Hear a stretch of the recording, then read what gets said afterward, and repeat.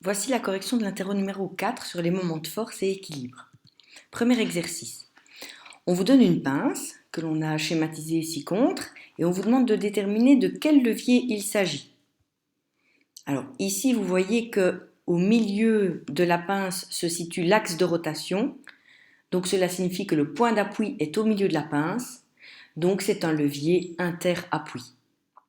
Ensuite, on vous demande si cet outil est avantageux ou pas.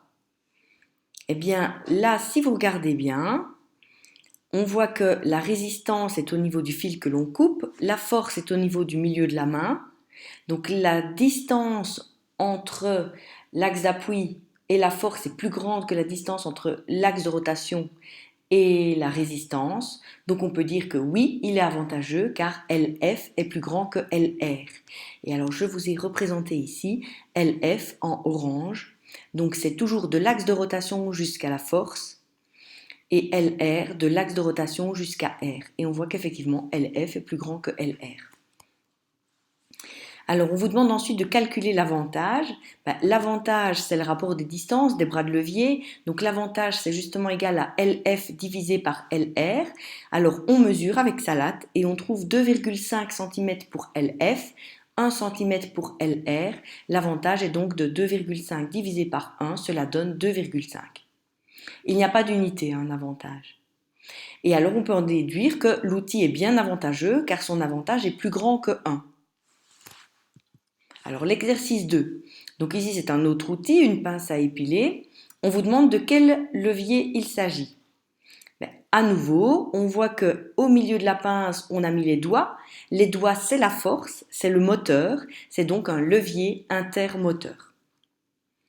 Alors on vous demande s'il est avantageux ou pas. Regardez à nouveau les distances.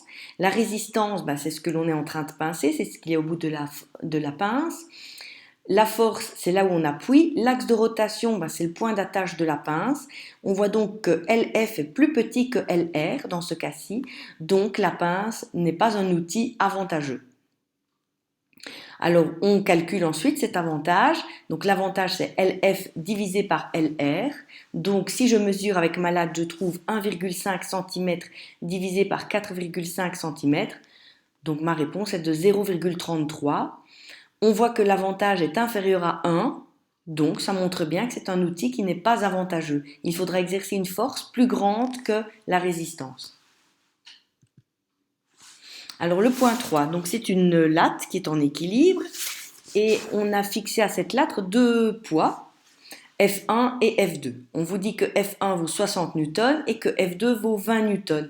Et on vous demande à quel endroit on devra positionner le point d'appui pour que la latte soit en équilibre. Alors, comme je n'ai que deux forces et un appui, je vais utiliser la formule F1 fois D1 égale F2 fois D2. Donc, je vois que 60 fois D1 égale 20 fois D2. Donc, j'en déduis que je passe le 20 de l'autre côté, 60 sur 20 fois D1 égale D2. Autrement dit que 3 fois D1 égale D2. Donc, cela signifie que D2 égale 3D1.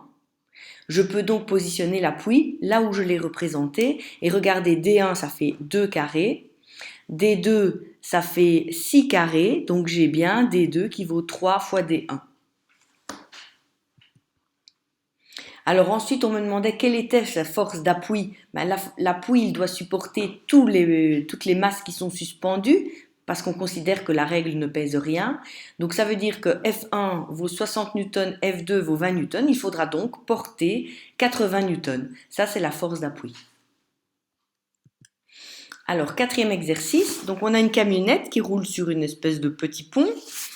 Alors, on vous donne la valeur des différentes forces. Donc, d'abord, le pont en lui-même qui a un poids de 6600 newtons. La camionnette qui appuie sur ses roues avant avec une force de 12 000 newtons et sur ses roues arrière avec une force de 10 000 newtons. Et on vous demande de représenter toutes ces forces sur le schéma.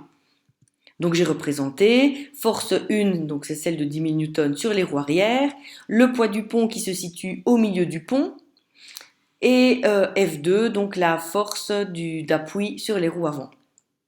Alors, on ne doit pas oublier qu'il y a d'autres forces qu'on n'a pas représentées ici, qui sont les forces d'appui, FA et FB, que j'ai dessinées ici en bleu. Alors, on me demande ensuite de calculer la grandeur des forces d'appui. Alors, je sais que ma camionnette, elle est en équilibre, elle ne va pas tomber du pont. Donc, ça signifie que je peux faire la somme des moments et je sais que la somme des moments vaudra 0. Donc, je calcule mes moments par rapport à un point quelconque.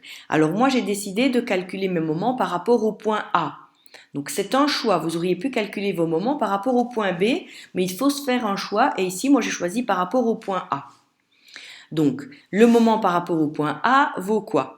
D'abord la force 1, donc c'est F1 fois 3,3, le bras de levier de la force 1, plus le G fois 5,5. Alors pourquoi 5,5? Bien, c'est la moitié de la distance du pont, plus F2 fois la distance où se situe F2, et si vous regardez bien, ça fait 6,5 mètres.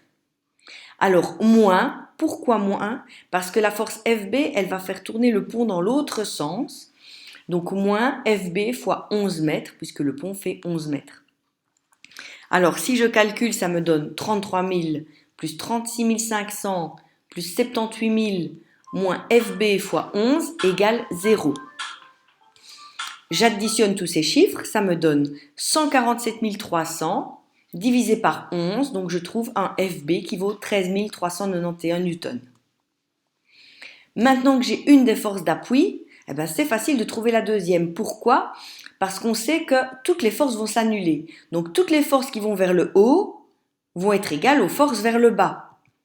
Cela me donne que FA plus FB, les deux forces vers le haut, vont être égales à 10 000 plus 12 000 plus 6 600 qui sont les forces vers le bas. Comme je connais FB, je peux remplacer dans mon équation et je trouverai que FA vaut 15 209 newtons.